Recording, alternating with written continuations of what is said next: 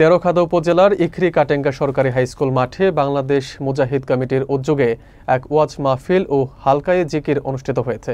এতে প্রধান অতিথি হিসেবে উপস্থিত ছিলেন ইসলামী আন্দোলন বাংলাদেশের সিনিয়র নায়েবে আমির শাইখুল হাদিস আল্লামা মুফতি সৈয়দ মোহাম্মদ ফয়জুল করিম। মাহফিলে হাজারো ধর্মপ্রাণ মুসলমানের সমাগম ঘটে। বিস্তারিত থাকছে রাসেল আহমেদের প্রতিবেদনে। শুক্রবার তেরখাদা উপজেলার ইখরি কাটেঙ্গা সরকারি হাইস্কুল মাঠে বাংলাদেশ মুজাহিদ কমিটির আয়োজনে এক ওয়াজ মাহফিল ও হালকায়ে জিকির অনুষ্ঠিত হয়েছে।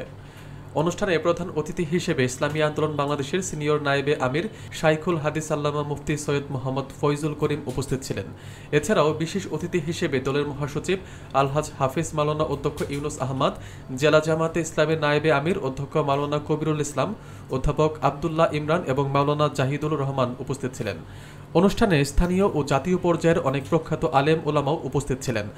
অনুষ্ঠানে বক্তারা বলেন, সমাজে শান্তি, নৈতিকতা ও মানবিক মূল্যবোধ ফিরিয়ে আনতে ইসলামী আদর্শে জীবন গঠন করা জরুরি। তারা তরুণ প্রজন্মকে ধর্মীয় শিক্ষায় শিক্ষিত করে তোলার উপর বিশেষ গুরুত্বারোপ করেন।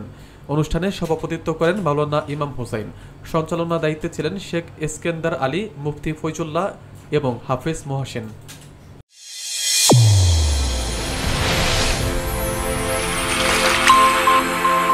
চ্যানেল A1 হৃদয় রেসপন্স।